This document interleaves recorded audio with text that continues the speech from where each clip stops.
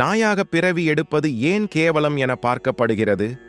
ராமச்சந்திரமூர்த்தி ஒரு முறை அரசவையில் அமர்ந்திருந்தார். அப்போது வெளியே நாய் ஒன்று பெருங்குரலில் குரைத்து கொண்டிருந்தது. என்னவென்று தெரிந்து வருமாறு ஒரு காவலனை அனுப்பினார். அவன் அந்த நாயை துரத்திவிட்டு ஸ்ரீராமரிடம் வந்தான். பிரபோ, காரணமின்றி குரைத்த அந்த நாயை இந்த பகுதியை விட்டே துரத்திவிட்டேன் என்றான். சற்று நேரம் கழித்து மீண்டும் அந்த நாய் குரைக்க அதே காவலன் விரைந்து சென்று அதை துரத்தினான். இந்த நிகழ்வானது தொடர்ந்து நடந்தது. ஒரு சந்தர்ப்பத்தில் கவலையடைந்த ஸ்ரீராமர் லட்சுமணனிடம், தம்பி, அந்த நாய் 3 நாட்களாக தொடர்ந்து குரைக்கிறது. நீ போய் காரணம் என்னவென்று தெரிந்து வா என்று அனுப்பினார். லட்சுமணன் வெளியே வந்து குரைக்கும் நாயை கண்டான். பின்பு அதை நெருங்கி, உன் துயரத்துக்கு காரணம் என்ன? சொல் என்றான். உடனே அந்த நாய் ஈனஸ்வர குரலில் பேசத் தொடங்கியது.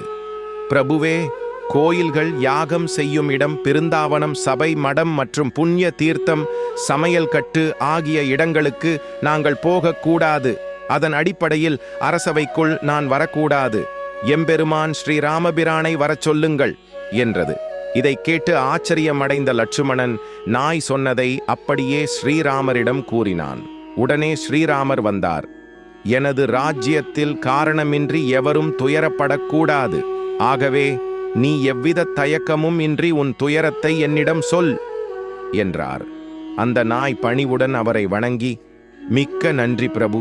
ஒரு குற்றமும் செய்யாத என்னை சந்நியாசி ஒருவர் கல்லால் அடித்து காலை உடைத்து விட்டார். அதை முறையிடவே இங்கு வந்தேன் பிரபு என்றது வேதனையுடன். உடனே ஸ்ரீராமர் கனிவான குரலில், வருந்தாதே, நான் இப்போதே அந்த சந்நியாசியிடம் விசாரிக்கிறேன் என்றார்.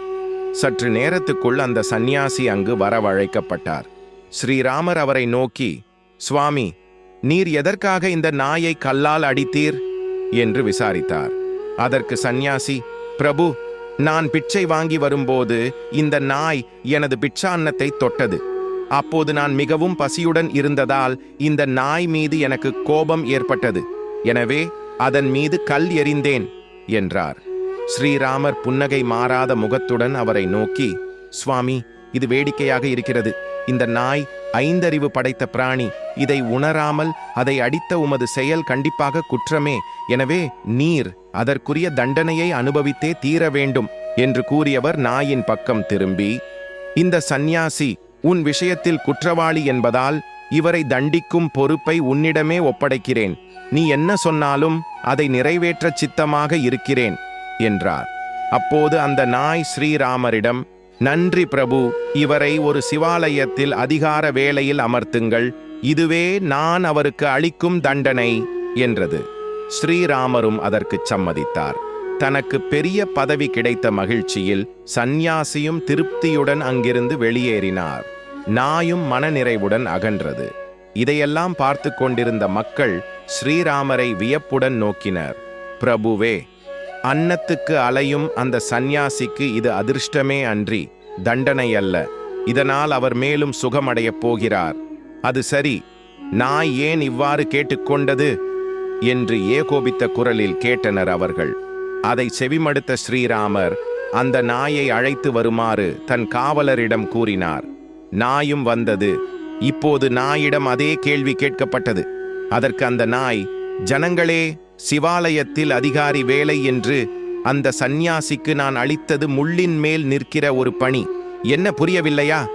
இப்போது நான் சொல்வதை கேளுங்கள் என்று ஆரம்பித்துச் சொன்னது.